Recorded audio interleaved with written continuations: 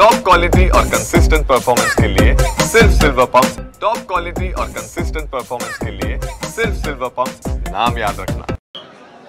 काय बरं का, त्या भयाचा मार बघून अक्षरशः अंगावर काटा उभा राहिला तिथं। इतके क्रूरपणे मारणं म्हणजे स्वतःच्या लेकरात हे दुसऱ्याचं लेकरू बघत नाही आहेत, त्याला मारायच्या उद्देशानं हल्ला त्यांच्यावरती झाला।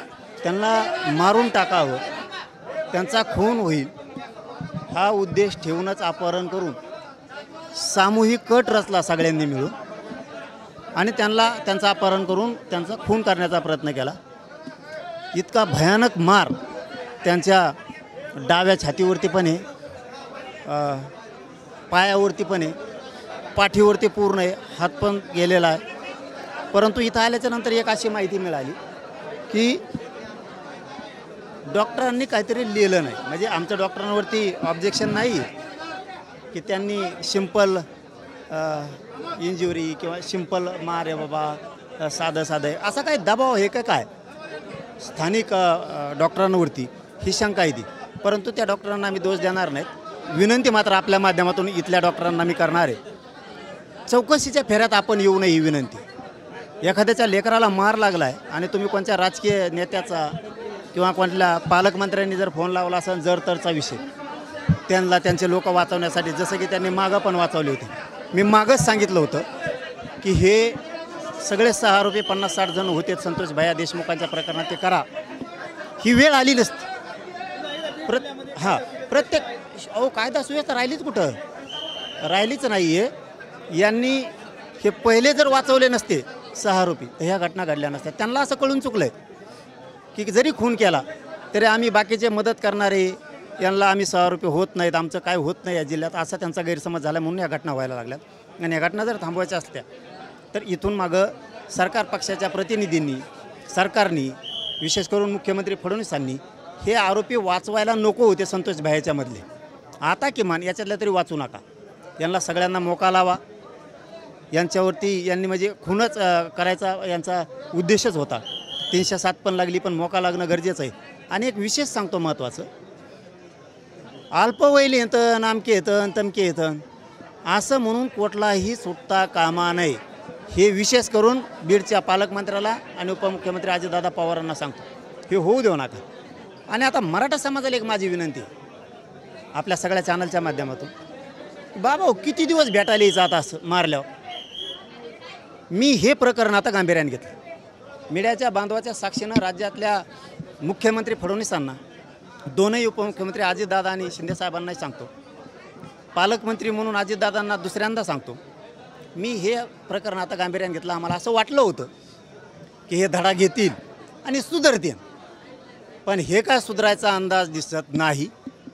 ही गुंडाची टोळी, हिचा नायनाट आम्हाला करावं लागणार आहे। आणि मी मराठा समाजाला जाहीरपणाने सांगतो, आता आपले लेकरं जर असे मारून टाकणार असले तर भेटायचं किती दिवस, की उंदराचा सुळसुळाट कायम संपावं लागणार आहे। आता त्याच्यासाठी 100 ते 200च्या आसपास प्रतिष्ठित राजकीय लोक आहेत आमचे, काही सामाजिक आहेत, यांच्याशी बीड जिल्ह्यातल्या लोकांशी मी चर्चा करणार।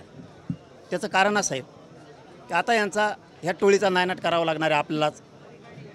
त्यांनी यांना आता यांच्यावरती प्रहार करणं गरजेचं आहे।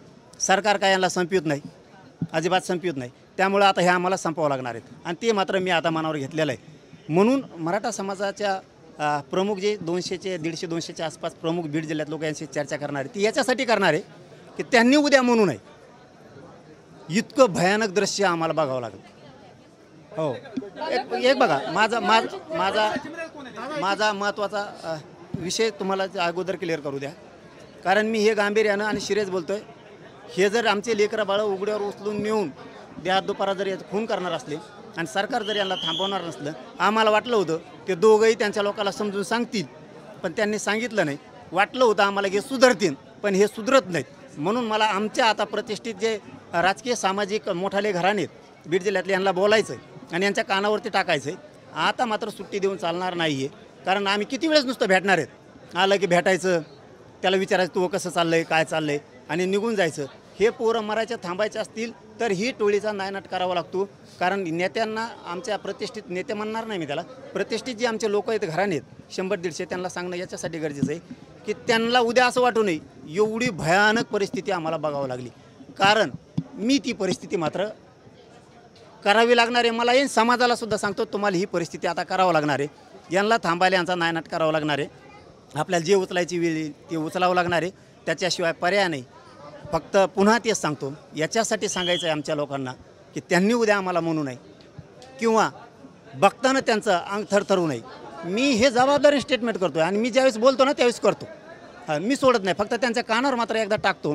कारण इतकी विदारक परिस्थिती झाली, इतकं भयावह वातावरण झालं, बघावंसुद्धा वाटत नाही असे शब्द त्यांचे राहणार आहेत. कारण यांना सुधारायला संधी दिली ती, पण हरामखोर पायदा सुधारली नाही.